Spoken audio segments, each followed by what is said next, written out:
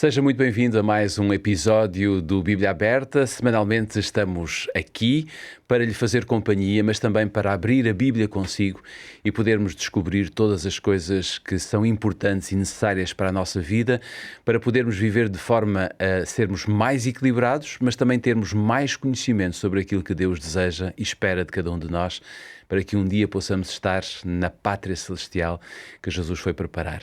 É sempre um gosto, semanalmente, podermos passar pela sua casa ou então encontrarmos-nos em qualquer lugar onde esteja, através do canal 186 da Mel. Aqui encontra a TV Novo Tempo Portugal, mas se porventura não consegue ter esta ligação permanente em sua casa, poderá sempre escutar-nos através da rádio RCS nos 91.2 FM para a Grande Lisboa, ou então na internet encontrará quer no YouTube a TV Novo Tempo, quer também a rádio RCS. Portanto, está perfeitamente assinalado aqui onde pode nos encontrar e seguir atentamente tudo aquilo que nós vamos descobrindo através da Palavra de Deus. Como sabe, semanalmente nós aqui abrimos sempre a Palavra de Deus. É sempre muito importante nós termos este livro sagrado bem perto de nós e podermos usá-lo diariamente. Semanalmente nós abrimos aqui com 3 convidados e são eles hoje 3 convidados, 2 deles que estão basicamente comigo semanalmente. O Pedro Esteves. Olá Pedro, sejas bem-vindo mais uma vez. A Hortelinda Gal, é um gosto ter-te connosco. E hoje vamos ter aqui um novo convidado, o Tiago Albino, também teólogo. Obrigado, Tiago, por estares connosco e por nos ajudares a encontrar na Bíblia coisas muito interessantes que Deus deixou para cada um de nós. Esta é uma equipa de teólogos que estão prontos para conversarem sobre aquilo que temos vindo a ter como temática de fundo. Temos falado durante esta temporada da carta aos Filipenses. Depois de terminada, começámos na carta aos Colossenses e basicamente estamos no final da carta, ou da epístola, se quisermos, escrita por Paulo aos Colossenses. Hoje vamos ter uma perspectiva de Paulo quanto ao vivermos uns com os outros, quais são as ordens que Paulo deixou para podermos viver de forma mais equilibrada, para sermos mais felizes, se quisermos, neste mundo. E por isso vamos começar pela ordem que tem aqui algo muito importante: o amor no casamento. Para isso, eu gostava de convidá-lo a si que está em casa. Não se esqueça, tem que ter a sua Bíblia consigo. Vamos abrir em Colossenses no capítulo 3. Basicamente vamos estar aqui muito pelo capítulo 3 de Colossenses. No capítulo 3 de Colossenses, versículos 18 e 19, nós podemos ler aqui algo que diz respeito à mulher e ao homem, no que toca ao casamento. Vós, mulheres, estáis sujeitas a vossos maridos, como convém no Senhor. Vós, maridos, amai as vossas mulheres e não vos irriteis contra elas. Ou seja, quando as pessoas vivem e trabalham próximas, muitas vezes temos aquela tendência, ou se quisermos, deparamos-nos com alguma frequência com alguns desafios, e alguns até, eu diria, sérios, não é? E podemos ir tão longe que hajam diferenças de opinião que podem causar até algumas tensões e algumas discussões. Pedro, vou começar por ti. Que modelo de autoridade e de amor é proposto por Paulo no que toca ao casamento, à vida cristã, mas também ao casamento cristão, e como é que isto pode afetar as estruturas culturais? É verdade, este tema é um tema absolutamente decisivo na vida, porque o casamento, obviamente, é a estrutura essencial da construção da família. E, por outro lado, claro, o casamento em si, enquanto instituição, a experiência humana, ela tem passado por tantos desafios e por fases, por formas diferentes de ser vivida também, e também percepcionada, daí essa ideia das estruturas, percepcionada socialmente. O apóstolo Paulo, ao contrário do que pode parecer numa primeira leitura, se quisermos, própria, uma leitura específica do século XXI, é um crente, é um pensador e um teólogo cristão absolutamente defensor da posição da mulher. Eu admito que quem ouve dizer isto, quem não esteja muito familiarizado com a Bíblia, depois de expressões como mulheres sejam sujeitas aos vossos maridos, pode parecer uma coisa um pouco estranha. Eu vou tentar explicar melhor aqui porquê nos próximos minutos. É um tema que me é muito caro, no sentido em que é um tema que eu estudo há muitos anos e que me interessa mesmo, como tema de estudo. para aplicá-lo, sobretudo, e para compreender como é que nós usamos os princípios que estão na Bíblia e os conseguimos aplicar de forma universal.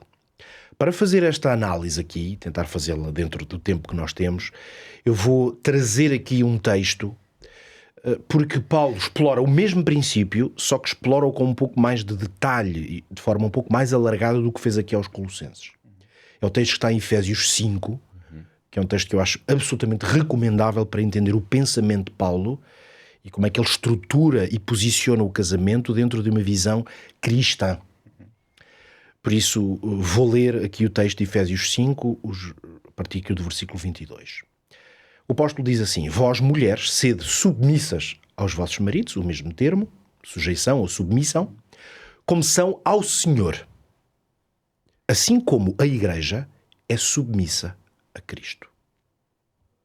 E vós, maridos, amai as vossas mulheres da mesma forma que Cristo amou a Igreja e deu a sua vida por ela, para a tornar santa e pura. É assim, pois, que os maridos devem amar as suas esposas como uma parte do seu próprio corpo, como a si próprios. Portanto, repito, e agora fez uma espécie de resumo do que é o princípio que o apóstolo está a estabelecer. O marido deve amar a sua mulher como a si mesmo e a esposa deve respeitar o marido. Então, eu creio que, reconhecidamente, falar de submissão no casamento, e especialmente no contexto da submissão feminina da mulher ao marido, é um tema absolutamente perigoso de ser falado no século XXI, no tempo em que vivemos. E ele é perigoso por algumas razões válidas, não digo isso no sentido crítico.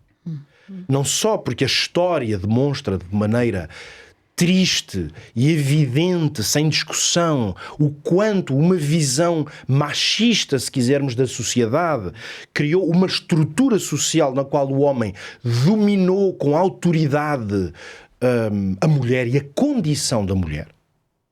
Felizmente, a evolução não apenas cultural, mas mesmo de uma compreensão da dignidade das pessoas todas, permitiu-nos fugir dessas... Estou a falar de forma global. Há muitos lugares no mundo onde não se fugiu nada disso. Estamos a falar mais do mundo a que nós temos acesso. Ocidental. Mundo ocidental, onde um conjunto de valores, até cristãos. Cristãos, sobretudo. Sobretudo cristãos, trouxeram uma transformação da sociedade. É certo que ela levou tempo, mas ocorreu, onde, obviamente, que uma ideia de uma sujeição servil, de inferioridade da própria condição da mulher foi ultrapassada e hoje é vista como uma coisa horrível. Mas ainda assim, mesmo numa sociedade já com esses valores, nós sabemos o que é o drama da violência familiar, especialmente sobre as mulheres. E de que de muitas formas, mesmo se a sociedade evoluiu para uma visão globalmente diferente, muitos homens ainda exercem um tipo de relacionamento que é abusivo.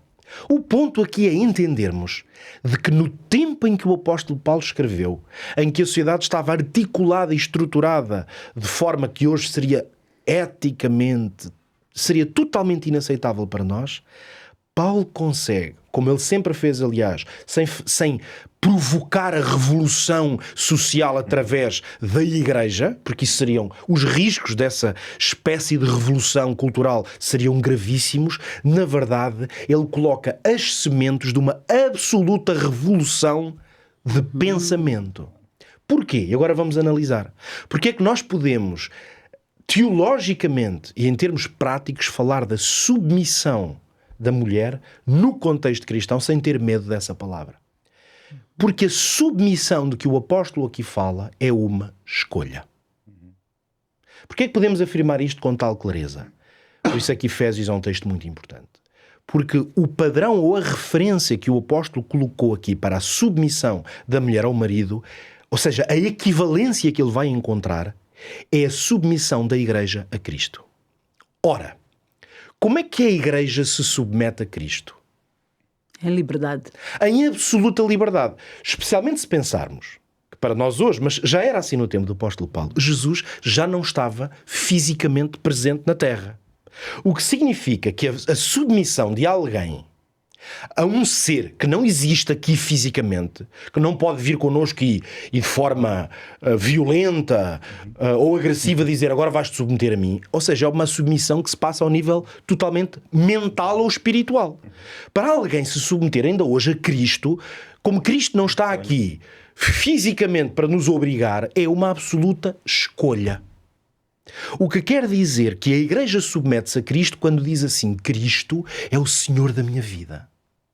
E então tem que ser um passo que eu dou por absoluta vontade, usando o meu livre-arbítrio, usando a minha experiência, as evidências de que tenho, de que por um lado Deus existe, é real, Cristo, e de que a submissão a Ele é uma bênção na minha vida. E por amor, não é? A questão do amor. Logo, é uma resposta à submissão da Igreja a Cristo. Por isso é que podemos dizer o seguinte: quando uma mulher encontra abrigo, proteção, confiança, no marido que é ele mesmo um homem confiável, um homem que é uma referência de estabilidade, de amor, de cuidado, quando uma mulher encontra no marido a semelhança de Cristo, ela vai submeter-se a ele porque tem prazer nessa submissão, porque o amor do seu marido a conforta, lhe dá segurança, projeta nela aquilo que ele é como pessoa, essa estabilidade, essa força, projeta-se nela e, portanto, ela sente-se como parte de um propósito, de uma felicidade e, portanto, ela diz: eu quero ser deste homem. E nesse sentido, Paulo leva para o homem a responsabilidade dele ir até ao máximo que ele pode, que foi como Cristo foi como ao Cristo máximo. fez, que é a entrega total.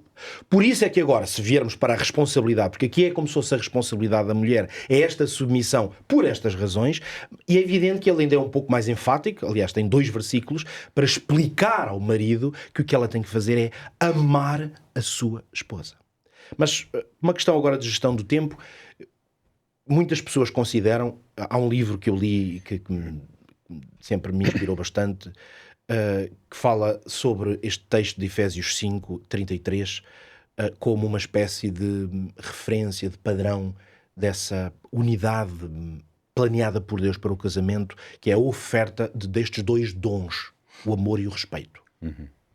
E o conceito é de que há um ciclo não vicioso, mas virtuoso na relação matrimonial, que cria um padrão em que cada um oferece o melhor que pode oferecer. Para que o outro se desenvolva e se sinta plenamente realizado como pessoa. Esse sentido de oferta é o amor e o respeito. Portanto, o marido oferece amor, que é o melhor que pode dar para as necessidades e anseios da mulher, e a mulher oferece respeito.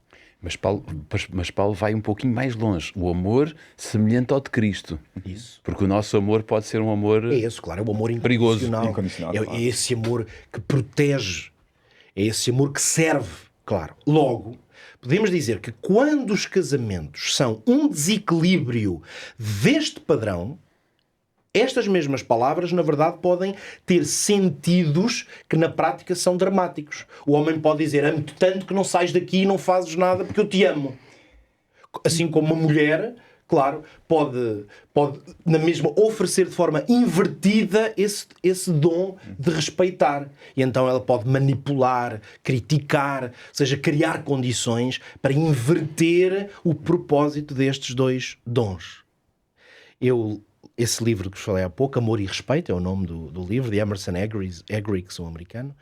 Eu vou citar aqui duas pequenas passagens meias humorísticas que explicam um pouco o conceito. Ele diz o seguinte: infelizmente, a abordagem de algumas esposas é constantemente criticar para assim motivar o seu marido a tornar-se mais amoroso. Esta abordagem, em geral, é tão bem sucedida quanto tentar vender luvas de boxe à Madre Teresa de Calcutá. E depois diz ao contrário. Alguns maridos o que é que fazem? Decidem motivar as suas esposas a serem mais respeitosas por meio de atitudes sem amor. Isso, em geral, tem tanto sucesso quanto tentar vender frigoríficos a um esquimó.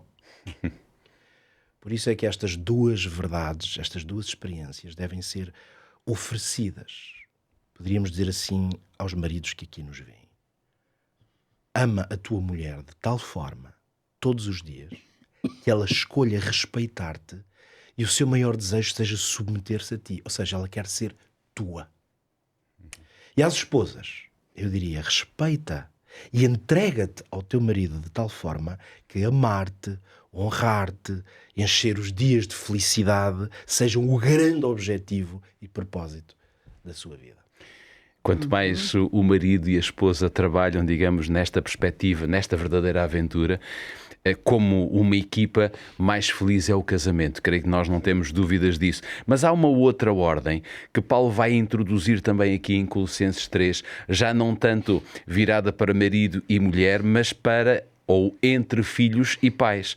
Se formos ao capítulo 3 de Colossenses, lendo agora os versículos 20 e 21, diz: Vós, filhos, obedecei em tudo a vossos pais, porque isto é agradável ao Senhor. Vós, pais, não irriteis a vossos filhos, para que não percam o ânimo. É muito interessante, não é? Chamemos-lhe a esta relação de filhos e pais, talvez, a empresa familiar. Vamos olhar aqui numa perspectiva mais empresarial. E talvez possamos constatar, pelas palavras do apóstolo Paulo, que os filhos têm um papel relevante, vital, se quisermos, nesta empresa familiar. Ou seja, eles têm um papel também que é preciso termos em conta. Hortelinda, como é que este equilíbrio, vamos aqui dizer que Paulo menciona entre obediência e cuidado, define se quisermos, um modelo bíblico, não é? Aquele modelo bíblico correto de educação e, ao mesmo tempo, de autoridade parental. Ok, alguém disse que ser pai é ter um empreendimento que vai durar pelo menos 18 anos, em que se trabalha 24 sobre 24 horas, não é? Não há descanso. É um empreendimento total. Mas eu acho interessante estes conselhos de Paulo e eu gosto de os compreender dentro do seu contexto, e o pano de fundo destes conselhos de serem uns submissos aos outros, marido à mulher, a mulher ao marido, também o marido à mulher, porque antes ele disse sede sujeitos uns aos outros. É dentro do contexto da questão essencial da epístola aos Colossenses e aos Filipenses que nós estudamos, que é realmente a descoberta daquilo que é o mistério de Deus. Ou seja, o mistério de Deus é o tema fundamental destas epístolas, e este mistério é o amor de Deus pelos humanos, que foi tão alto, tão longe e foi tão forte que deu o seu próprio filho. Levou Deus a encarnar e a dar-se para salvar a humanidade. Então, este amor de Deus está no centro de todos os relacionamentos e deve ser o enquadramento para todos estes relacionamentos. Ser submisso, o apóstolo diz, no Senhor. Sede submissos no Senhor.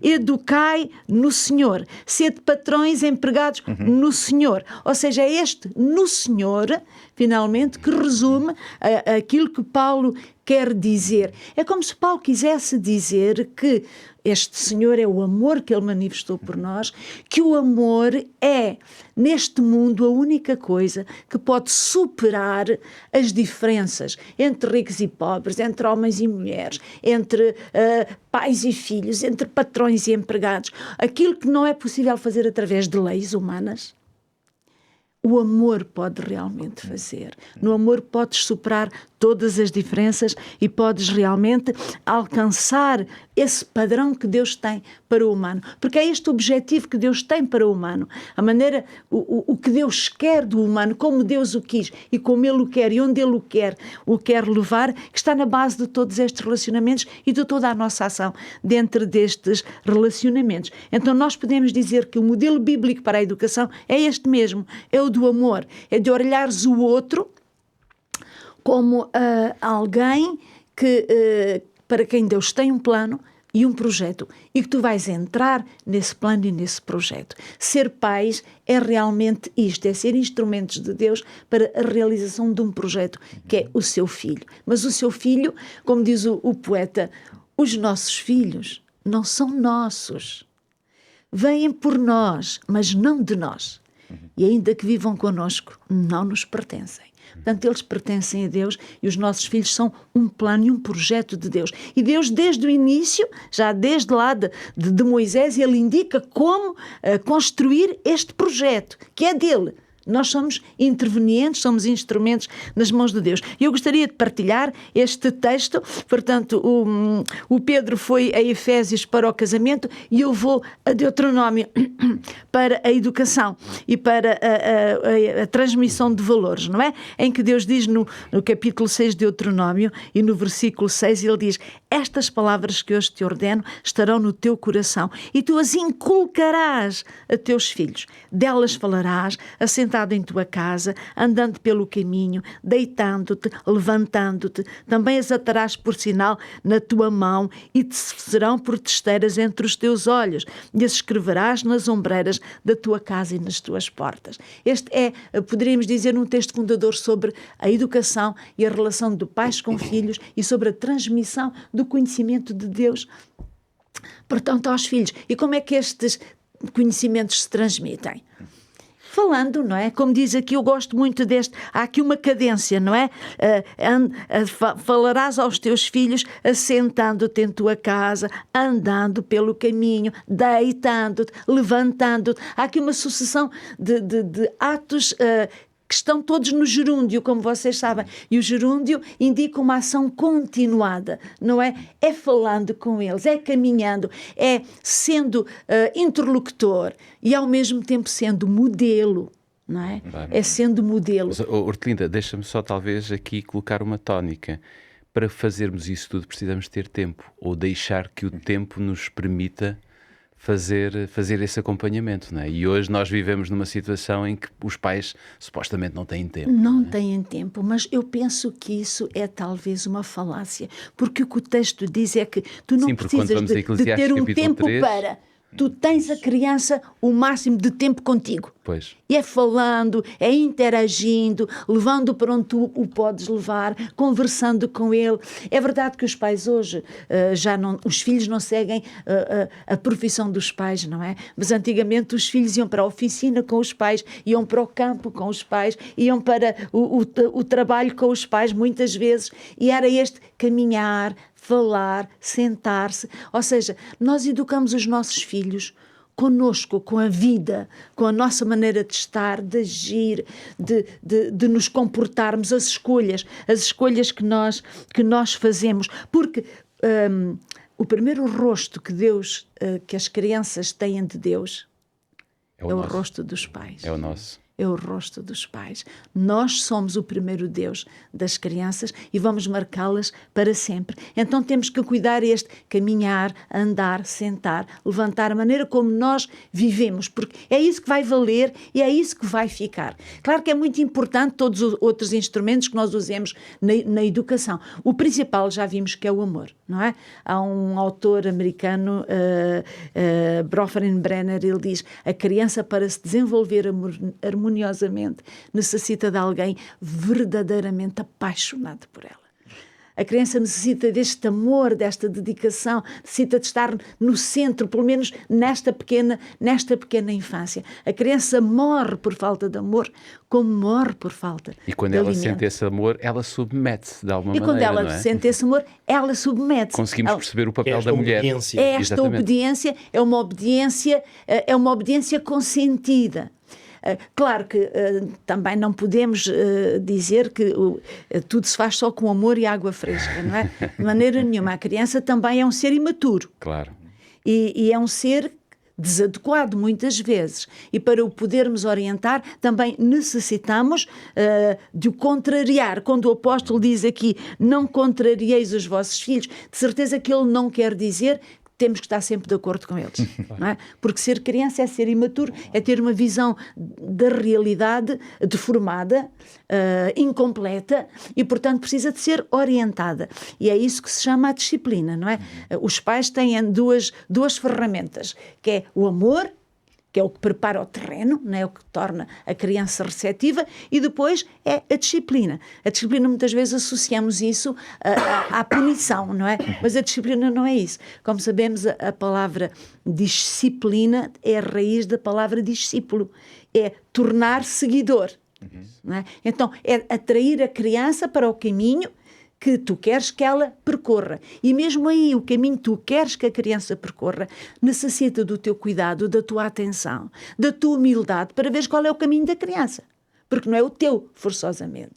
Então, ser pai é estar atento, é estar à escuta, é estar sempre em interligação para conhecermos qual é. Porque uma criança não é uma folha em branco, não é? Ela já tem o esboço de quem ela é. Ela é um projeto de Deus, que os pais têm que descobrir na relação com ela e depois pôr realmente em movimento. Portanto, a disciplina é importante para corrigir, para orientar. Poderá ser algumas vezes importante para punir, mas mesmo assim essa punição não terá que ser uma punição violenta, não é? Punir é realmente corrigir e a criança tem que aceitar isso, porque ela é uma criança que não se pode proteger a si mesma. E para isso os pais, como falas aqui na tua pergunta, precisam de autoridade. Mas é muito importante saber a diferença entre ter autoridade e ser autoritário. Claro. Quando tu és autoritário, tu impões, tu esmagas a vontade da criança. E isso vai fazer com que a criança, a tal irritação, não irriteis os vossos filhos. É uma atitude que é provocada pelos pais, quando os pais não sabem chegar, portanto, ao coração e à necessidade da criança. Quando os pais precisam de esmagar a criança, alguma coisa não está a correr bem. E depois é importante dizer uma coisa. Nós queremos influenciar os nossos filhos para lhe transmitir todos os valores que para nós são importantes, espirituais e outros. Mas devemos pensar que quanto mais dominamos, menos influenciamos. Quanto menos dominas e conquistas a criança, portanto, para aquilo que tu lhe queres transmitir, ela nunca vai esquecer isso. Se ela assimilou com irritação, tão depressa que ela deixa a casa parental, ela fará o contrário daquilo que lhe impuseram. Portanto, o valor não pode ser imposto. O valor é ensinado e depois é vivido. E é sempre o melhor recurso dos pais, é o seu exemplo. Ainda há pouco tu falavas que realmente as crianças, o primeiro rosto que vem no fundo, se nós queremos que elas vejam, Deus é o nosso, não é? Eu tive aqui uma certa preocupação e fui encontrar aqui uma estatística muito interessante relacionada até com a igreja. Os estudos mostram que quando ambos os pais vão à igreja, a percentagem dos filhos que permanece na igreja é maior, ao contrário daquilo que sucede quando um dos pais apenas vai à igreja. Sobretudo o pai. Isso. Quando o pai não é crente, é mais difícil. É mais difícil. Exatamente, porque esta mesma estatística mostra de facto surpreendente que a permanência dos filhos na igreja é maior na idade adulta, sobretudo com a frequência consistente do pai na igreja, como tu estavas a dizer, mais do que a própria parte da mãe. Ou seja, o papel do pai na formação espiritual dos seus filhos é, sem dúvida, um papel fundamental e não pode ser subestimado. Agora, Paulo não fica apenas pelo lar. Paulo vai um pouquinho mais longe nestas perspectivas, nestas ordens, e ele vai apresentar também ordens perante o trabalho, perante os escravos, porque na altura o termo escravo era algo que era muito familiar entre as pessoas, e os senhores. Se formos a Colossenses capítulo 3, lendo agora o versículo 22 e depois saltarmos para o capítulo 4, versículo 1, diz o seguinte: Vós, servos, obedecei em tudo a vossos senhores, segundo a carne, não servindo só na aparência, como para agradar aos homens, mas em simplicidade do coração, temendo a Deus. Coisa curiosa que ele leva sempre o foco para as coisas divinas. E depois, no capítulo 4, versículo 1, diz: Vós, senhores, fazei o que for de justiça e equidade, sabendo que também tendes um Senhor no céu. Tiago, que comentário nós podemos fazer aos princípios que Paulo está a indicar nestas duas passagens, naquilo que toca às relações de trabalho, sobretudo quando ele fala de servos e de senhores? Já vou tirar aqui um bocadinho o impacto do escravo, né? O servo e o senhor. Pronto, eu acho que é muito interessante que Paulo começa por falar também, e tudo isto nós temos estado a falar aqui, todas estas aportações, vêm no seguimento deste capítulo 3. E algumas Bíblias têm aqueles mini-títulos, e diz, o início do capítulo 3 fala do amor fraternal. E é muito interessante que logo no capítulo 14 diz que o amor é base de tudo. De todos estes relacionamentos, tanto do marido e da mulher, tanto do relacionamento dos pais, como a pastora Artelinda falou, e também vai passar para estes relacionamentos de trabalho. É claro que muita gente, quando falamos de escravatura, né, ainda relembrando, não é? Neste início de primeiro século, se calhar dizem, parece que a Bíblia aprova a escravatura. E não é nada disto. Da mesma forma que Paulo não quis causar uma revolução social ao não falar, né, das diferenças, se calhar, claramente que nós hoje vivemos entre marido e mulher, da igualdade, ele também não faz aqui a questão de não deve haver escravatura. Mas ele fala sobre as relações, principalmente com Deus. O interessante é que ele põe sempre Deus em primeiro lugar. O relacionamento tanto do escravo, não é, servo, para com Deus em primeiro, e do Senhor para com Deus em primeiro. E se isto acontecer, então o relacionamento entre eles vai ser uma coisa complementar. É muito interessante também que, ao falarmos sobre isto, nós temos uma história na Bíblia que exemplifica exatamente isto. E é em Filemão. Nós temos a história de Filemão, por uma questão de tempo vamos abreviar bastante, mas nós temos um escravo que foge, não é? Que desobedece ao seu senhor, que perante a lei, se fosse hoje, se calhar seria despedido, ou seja, não teria sequer a hipótese de voltar, mas que Paulo motiva o seu senhor, ou aquele que tinha, não é, a responsabilidade por ele, de lhe dizer, olha, recebe-o outra vez, não o punas, mas trata-o como irmão. Este relacionamento de igualdade. E aí já é quase uma revolução. Uma revolução, é uma completa revolução, né? Se fosse hoje, até hoje, né? O próprio, né, senhor da empresa, vamos fazer aqui um bocadinho de papel, atualização de trazermos para hoje, alguém que tenha a sua própria empresa, um trabalhador que tenha abandonado e diga, não quero mais trabalhar, como é que nós o vamos receber? Alguém que nos tenha traído, entre aspas, não é? E parece que não, mas é muito interessante que nestes pequeninos versos, Paulo faz uma revolução social, apesar de, para muita gente, como nós temos estado a falar aqui, que não tem esta visão bíblica, pode parecer que ele está a aprovar a escravatura ou está a incentivar a escravatura. E não é nada disto. Ele diz sempre, trabalhadores, servos, trabalhem como se fosse para quem? Para Deus. Para Deus. E isto, para nós, até nós, como trabalhadores simples, qualquer que seja o trabalho, se nós tivermos Deus em primeiro lugar, vai mudar completamente a visão do nosso trabalho. E isto vai desde as classes mais baixas, vamos falar assim, do trabalhador mais normal de uma empresa, não é? O trabalhador fabril, vamos chamar assim, o que quer que seja, até ao próprio CEO de uma empresa multimilionária. Estes relacionamentos, se forem para Deus em primeiro lugar, vão alterar as relações dentro da própria empresa, dentro do próprio trabalho. Estarmos contentes com a posição que estamos e saber que ela vem de Deus é, sem dúvida, algo necessário para nós fazermos um excelente trabalho. E temos tantas exemplos na Bíblia de pessoas que começaram como escravos. José, Daniel, tantos outros, que depois foram postos em grandes posições pela sua fidelidade quando eram escravos. E nós esquecemos que a Bíblia vem desse contexto. Então, quando Paulo fala sobre aqui, e depois nós até vamos falar ainda hoje sobre mais, né, deste Onésimo, não é? Que é muito interessante, como ele se manteve, nós não sabemos, mas pelo que aparente continua como escravo, não é? Dentro do seu plano social, mas é um servo fiel de Deus. E isto leva-nos a nós a motivar que, independentemente do sítio onde estejamos, do trabalho onde estivermos, o princípio é o mesmo. Sermos fiéis a Deus, fazermos o melhor no trabalho que nós temos, e então Deus vai abençoar. E da mesma forma, Paulo fala da mesma coisa, 4.1, não é? Colossenses 4.1 diz, senhores, atenção, patrões, atenção, tratem os vossos trabalhadores como se tivessem um Deus acima de vocês. Vocês vão dar contas, não é? Do vosso relacionamento. Não sejam, não é, os senhores que nós imaginamos de tratar mal os escravos. Sejam aqueles que respeitam como irmão. Tratar de igualdade. E isto muitas vezes também é difícil para quem tem uma posição bastante alta. Mas é muito interessante vermos este princípio fundamental de tratarmos uns aos outros como irmãos. A conversa está claramente a fluir como Deus quer, Amém. Mas nós temos de fazer um intervalo. É um intervalo muito curto. Vamos sair, voltamos já a seguir. TV Novo Tempo, o canal do sábado, o canal da esperança.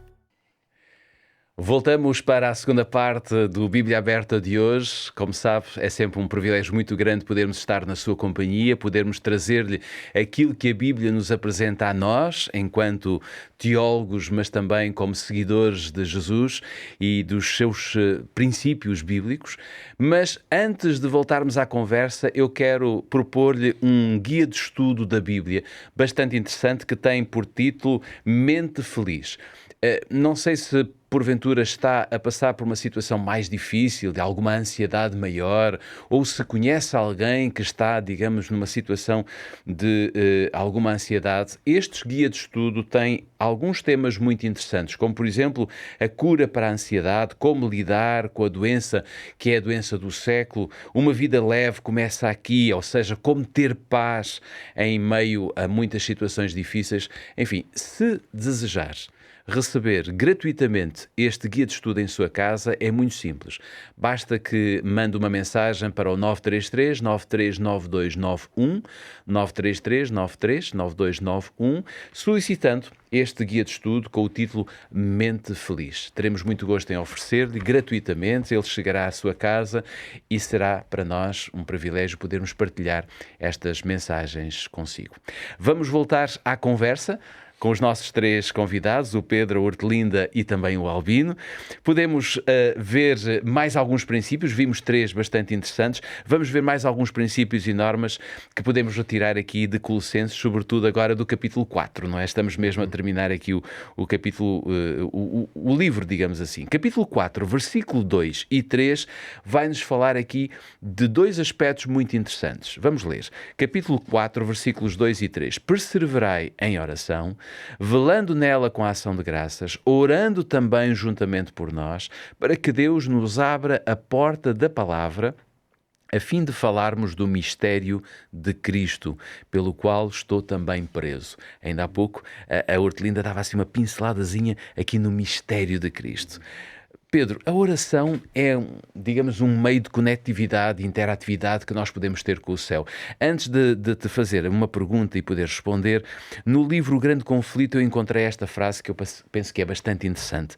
Faz parte do plano de Deus conceder-nos, em resposta à oração da fé, aquilo que Ele não concederia se não o pedíssemos assim, ou seja, se nós não fôssemos ter com Ele pela oração. Eu achei esta frase muito interessante e juntando a esta perspectiva de Ellen White, Pedro, como é que nós podemos, como é que Paulo relaciona aqui a questão da perseverança na oração e ao mesmo tempo esta abertura de portas para a pregação do Evangelho? Sim, ele liga claramente essas duas vertentes. Exato. Porque ele pede aos colossenses que orem por eles orem também, não é? por eles, mas não diz orem por mim para que eu esteja melhor, para que eu tenha saúde, nem que eu saia da prisão. Saia da prisão, nem isso. Ele é curioso, não pede absolutamente nada para ele. Ele diz apenas orem por nós para que Deus nos abra a porta da palavra. Isso. Ou seja, Fantástico. para que a missão continue a ser feita. Onde quer que estivermos. Exato. No fundo, o apóstolo Paulo tem esta visão em que a sua identidade se confunde, está totalmente fundida com a sua missão.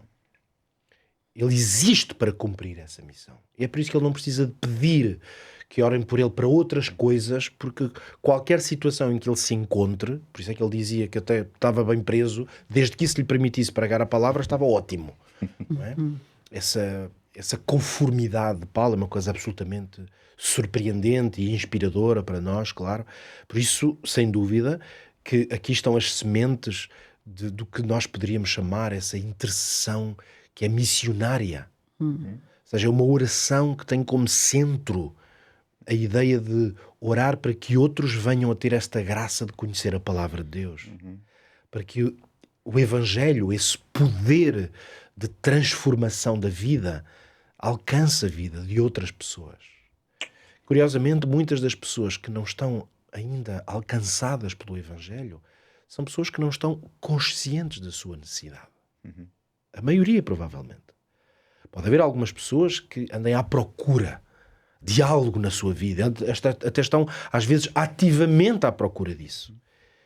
E Deus, claro, opera através de meios e circunstâncias.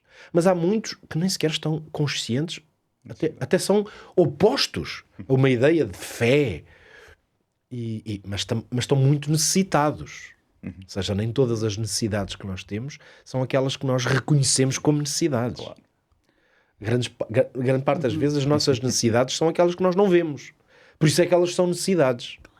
Porque estamos cegos para elas. Inconscientes. Já. Totalmente inconscientes. Como que adormecidos para uma coisa muito importante na vida que nós não temos. Por isso eu imagino aqui o apóstolo Paulo precisamente a pensar em tantos. Entre os gentios, digamos, pessoas que tinham religiões pagãs, E ele pensaria tantos que nem nunca ouviram o nome de Jesus sequer. Então ele diz, orem, mas é para que eu consiga alcançar esses, de alguma forma. Mas neste pequeno texto, nesta exortação espiritual, claro, Paulo também coloca aqui algumas destas sementes sobre a prática e o que é realmente uma vida de oração. Ele usa dois termos aqui que são muito, muito especiais. Perseverança, e depois, que é perseverar em oração, e depois velando, que é um verbo muito curioso, muito bonito. Qualquer uma destas expressões, elas representam o quê? Essencialmente continuidade, permanência, vigilância. Ou seja, Paulo não está a apelar a que se faça uma oração. Paulo não está a apelar aqui, se quiserem, ao pragmatismo da intercessão. Termo que estou mais ou menos a inventar aqui, que é esta lógica muito conhecida e muito praticada entre os crentes, sejamos honestos, que é o pragmatismo intercessório, que é nós oramos quando há uma necessidade grande. Problema. Normalmente a lógica deste pragmatismo é quando alguém que eu conheço e que eu amo fica gravemente doente, Agora. eu digo assim, opa, tenho que orar. A pessoa está em risco de vida. E normalmente a realidade é que quanto mais grave for a doença da pessoa, então mais forte é A oração. o nosso ímpeto e a motivação para orar. Eu vivi esta realidade várias vezes ao longo da minha vida e mesmo, claro, especialmente no contexto do meu ministério como pastor, em comunidades cristãs, em igrejas, que é as igrejas, no seu dia-a-dia, na sua rotina, nós não vemos não estou a falar da vida privada das pessoas. Embora nós como pastores também temos uma percepção do que é a vida espiritual das pessoas. Mas sobretudo na vida comunitária nós vemos assim, não há um grande foco, ninguém está muito preocupado em orar, se calhar ninguém aparece nos momentos que nós queríamos para orar, até que de repente no seio daquela comunidade vem uma bomba, uma notícia bombástica, não é? Alguém que ficou gravemente doente. Ui, as pessoas emocionam-se, as pessoas ficam com o coração apertado e normalmente começa então a utilizar-se um termo, vigília. E então começamos a fazer vigílias de oração. E de repente, uma igreja onde uma determinada reunião ou encontro de oração vinham 5 pessoas, agora vem 50. Mas o que motivou aquela experiência, que eu não estou a desvalorizar como se fosse uma coisa que não vale nada, não, é uma experiência real, as pessoas não estão ali falsamente, não é isso que eu estou a dizer, não é? Sim, As pessoas estão ali realmente com o coração agora empenhado em orar por uma pessoa. Mas o sentido é que, como não havia um sentido de urgência sobre a oração, é um fator externo que cria o sentido de urgência. Eu digo, é urgente orar. Porquê? Porque há um problema. É este o pragmatismo das nossas orações muitas vezes. Ora, é por isso que é muito relevante que o apóstolo não diga aqui, não fale desse pragmatismo. Não tenha que dramatizar do tipo, orem porque agora o tempo é muito importante ou porque eu estou aqui numa grande aflição. Ele diz, velem em oração. Continuamente. Nós utilizamos o termo no português, vamos dizer, comum, quase que só utilizamos o termo velar, que é um verbo meio antiquado, muito pouco utilizado no dia-a-dia, numa situação. Quando alguém morre. Na morte. Nós chamamos mesmo, como é que se costuma chamar? Velório. O velório. Velório. O velório. Porquê? Porque a pessoa, neste caso, o corpo da pessoa vai ser velado. E qual é o sentido, em termos práticos, o que é que acontece quando se está a velar um corpo? É, as pessoas ficam ali. Por isso, o apóstolo Paulo está a dizer, fiquem na oração. Não é só orem, fiquem na oração. E temos, portanto, aí um apelo tremendo do apóstolo aqui, para nós aprendermos este segredo. Não fiquemos à espera das dores e dos problemas para orar. Oremos. É este o apelo, tão simples e profundo. A importância da oração na nossa vida é quase como que a nossa necessidade de respirar. Não é? Se nós olharmos para este princípio, muito provavelmente vamos dar muito mais valor à oração, não quando temos apenas um grande problema, mas ao longo da nossa vida. E isto leva-nos, de certeza, a andar em sabedoria, que é o ponto que Paulo vai agora tocar. A nota vai passar agora para a certeza de andarmos em sabedoria. Se formos ao capítulo 4 de Colossenses, lendo o versículo 5, diz: andai em sabedoria para com os que estão de fora, remindo o tempo. Hortelinda, o que é que Paulo queria dizer quando afirmou que devemos andar em sabedoria perante os de fora e ao mesmo tempo remir o tempo? Talvez seja bom vermos o que é quer dizer sabedoria. O que é sabedoria? Sabedoria não é uma acumulação de conhecimento, mas também faz parte da sabedoria ou conhecimento. Mas a sabedoria é a maneira adequada e justa como nós gerimos, vivemos e aplicamos o conhecimento, aquilo que nós conhecemos. No sentido cristão, podemos dizer que é com a maneira como aplicamos à vida prática, nos nossos comportamentos, nas nossas escolhas, nas nossas decisões, nos nossos relacionamentos, aquilo que sabemos de Cristo, a palavra de Deus e aquilo que aprendemos e a maneira como o fazemos diante dos não cristãos, porque diz aí o apóstolo, andai com sabedoria diante, portanto, dos que não são cristãos. Então esta sabedoria, que é uma maneira justa, positiva de aplicar o conhecimento, tem muitas características, mas eu escolhi 3 para que nós pudéssemos um pouco falar sobre elas. A primeira característica da sabedoria é a humildade. Só a pessoa humilde sabe que não sabe muita coisa. Só a pessoa humilde sabe o quanto lhe falta saber. Então a pessoa não se ufana do que sabe. É uma pessoa que é humilde, que vai usar o que sabe com humildade e que sabe que aquilo que sabe de Deus, como diz o livro de Provérbios, é apenas a orla dos seus caminhos, não é? A realidade é tão imensa e a nossa penetração é tão limitada. Então, ter consciência da nossa limitação, ter esta humildade, é uma característica de ser sábio. Uma outra característica é a coerência. E o que é a coerência? A coerência é a fidelidade àquilo que eu sei que é bom, que acaba por ser uma fidelidade a si próprio. A pessoa que é sábia é uma pessoa que é coerente. A sabedoria exclui a duplicidade, não é? Dizer o que não se pensa, parecer o que não se é, agir contrariamente ao que se crê. Isso é uma duplicidade que não faz parte, portanto, da sabedoria. A sabedoria faz sempre coincidir o que se pensa, o que se é, com o que se faz, com o que se crê. Portanto, é uma honestidade profunda em relação, portanto, com aquilo que se conhece e pratica na vida prática. E depois a terceira característica é a adequação. A pessoa que é sábia é uma pessoa adequada. É a percepção do que pode ser dito, quando pode ser dito, o que deve ser dito, face às circunstâncias e em função da pessoa que tens diante de ti, em função da situação em que se encontra. O texto fala aí da palavra temperada com sal, que eu penso que será, portanto, o Tiago que vai falar sobre isso, mas isso quer dizer que é ter a graça de ser adequado ao momento, à situação, à pessoa. Portanto, é um saber que não se tira dos livros, mas que se tira realmente de um relacionamento profundo com as pessoas. É ter também uma coisa, que é o sentido da oportunidade. É por isso que quando tu perguntas o que é isto de remir o tempo, isto de remir o tempo pode ter 2 interpretações. Remir o tempo é encurtar o tempo, pode ser o tempo que nos separa ainda da segunda vinda de Jesus. Andem em sabedoria, remindo o tempo, para que o Senhor venha mais depressa.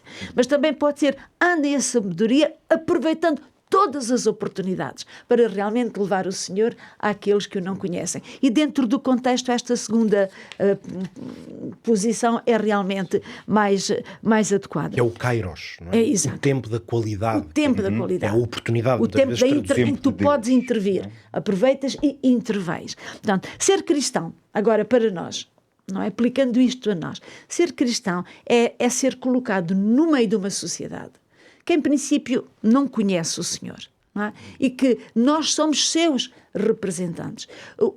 Jesus escolheu, né, chama a igreja o seu corpo. O corpo é a maneira de estar visível, presente, tocável, enfim, completamente apoderar-nos-nos dele. O corpo é o que traduz o que pensas, o que sentes quem tu és.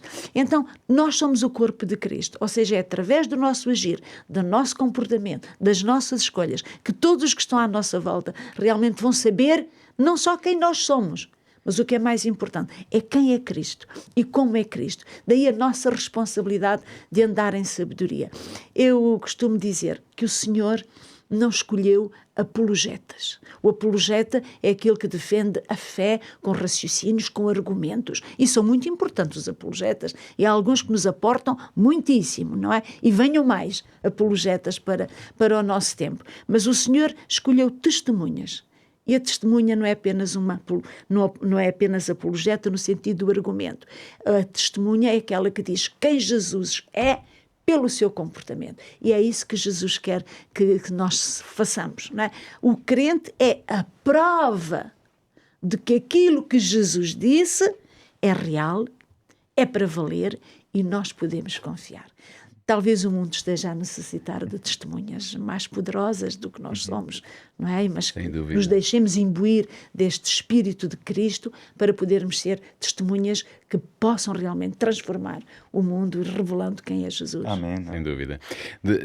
Seguindo aqui esta perspectiva da sabedoria de Paulo, por fim, vai preocupar-se muito com aquilo que nós podemos dizer ou podemos falar, e ele vai falar na qualidade das palavras. No versículo 6 do capítulo 4, ele vai dizer que a vossa palavra seja sempre agradável, temperada com sal, para que saibais como vos convém responder a cada um. Eu diria que Paulo não se esquece de nada, não é? De nenhuma das áreas fundamentais da nossa vida, e aqui nós, de alguma forma, ele dá aqui uma importância grande, atenção àquilo que tu dizes, a forma como dizes e o efeito que isso vai provocar na outra pessoa. Tiago, vamos talvez só aqui mencionar alguns critérios bíblicos que encontramos neste versículo e que Paulo considera fundamental no discurso cristão. É muito interessante, e continuando o que a pastora Adelina estava a dizer, é fundamental saber como falar. Nós sabemos isto como princípio básico de comunicação, e é super interessante que o próprio Paulo era um apologeta. O próprio Paulo tinha uma capacidade argumentativa gigante, e ele no seu ministério reconhece a necessidade destas palavras, de umas palavras temperadas com sal. E ele, se calhar, em várias oportunidades, não as teve. Ou seja, ele foi um apologeta, mas também uma testemunha, não sem é? dúvida, sem dúvida. E o interessante é que ele reconhece que ele, se calhar, em alguns momentos, a apologética, a capacidade argumentativa por factos, não era o suficiente. E é por isso que ele vem e fala sobre a necessidade de termos sempre este relacionamento para podermos responder a cada um consoante a sua necessidade. E isto muitas vezes não vem de nós, não vem da nossa capacidade, vem, sem dúvida, do nosso relacionamento com Deus. E é por isso que eu gosto muito o temperadas com sal, não é? Porque todos nós, em certa altura da nossa vida, já tivemos, se calhar, conversas salgadas, conversas ásperas, que nos deixaram um mau sabor na boca. E o interessante aqui é que Paulo nos remete a isto de sermos coerentes, calmos, a capacidade de nos acalmarmos mesmo perante alguma coisa que nós não gostemos de ouvir. E até em debates, mesmo dentro das próprias religiões, mesmo dentro do próprio cristianismo, já nem estamos a falar de divergências teológicas, estamos a falar mesmo dentro do próprio cristianismo, dentro das próprias famílias. Todos estes temas que nós falamos, se a comunicação for áspera, todas elas vão sofrer. Desde o marido e da mulher, desde os pais e dos filhos, desde os empregados e os patrões. E então que todas estas palavras sejam temperadas com sal. E sempre com a oração. A questão da oração, não é? De nos saber, de conectar com o Espírito, para nós podermos então saber o que dizer. Todos nós aqui temos bastante conhecimento bíblico. Podemos argumentar que, se calhar, nós poderíamos debater alguns painéis até só com o nosso próprio conhecimento. Mas não, se calhar, da forma correta. Paulo experimentou isso. Paulo foi aquele que, se calhar, perante um európago, conseguia argumentar, mas não teve o resultado, se calhar, que poderia ter tido se fosse uma testemunha. Se entrasse só pelo caminho da testemunha e dizer, eu estou aqui só para vos mostrar a Cristo e este crucificado. E é o que ele faz no seu ministério. E é por isso que ele também, eu acho que aqui, ele quase que a título de resumo, né? de fim de caminhada, de muita experiência, de falar a muita gente, ele diz, temperadas com sal, para que o Espírito vos possa mostrar como falar a cada uma das pessoas. E que nós aqui também possamos ter esta capacidade, não é? Nas nossas interações pessoais, familiares, de podermos falar a cada um, consoante o que cada um deve ouvir e também que nós devemos falar. Quase que nós podemos terminar este episódio dizendo que Paulo tinha esta dupla nacionalidade cristã, não é? Era um apologeta, mas ao mesmo tempo um verdadeiro testemunho. Sem dúvida. Chegámos ao fim de mais um episódio do Bíblia Aberta. Foi sempre muito boa a conversa e temos pena que o tempo tenha praticamente terminado, mas quero lhe dizer que esta série temos estado a estudar Filipenses e Colossenses, só nos falta ver os últimos versículos do capítulo 4 de Colossenses, isso ficará para a próxima semana, e digo-lhe já que esta equipa dos meus convidados voltará para a semana para podermos continuar esta conversa, que eu acredito que vai ser também muito, muito interessante e muito importante. Antes de nos irmos embora, relembro-lhe mais uma vez que temos este guia de estudo que poderá ser obtido gratuitamente se ligar ou se enviar uma mensagem para o 933 939291. É um guia de estudo que tem por título Mente Feliz, que vai sobretudo tratar de temas que dizem respeito à nossa mente. Também à nossa espiritualidade, mas sobretudo aquilo que diz respeito ao cuidado que devemos ter com a nossa mente. Fica então esta proposta. Se quiser receber gratuitamente, é só mandar uma mensagem para o nosso número de telefone. Ficam as nossas despedidas, certos de que para a semana voltaremos. O Bíblia Aberta vai estar aqui. Se quiser ver novamente este programa, poderá ver através do YouTube, poderá voltar atrás no seu televisor, ou então poderá esperar por nós, ou então poderá ouvir-nos na Rádio RCS. Esteja atento à programação, é sempre muito agradável poder ter a sua companhia. Ficam as nossas despedidas. Até para a semana, se Deus quiser.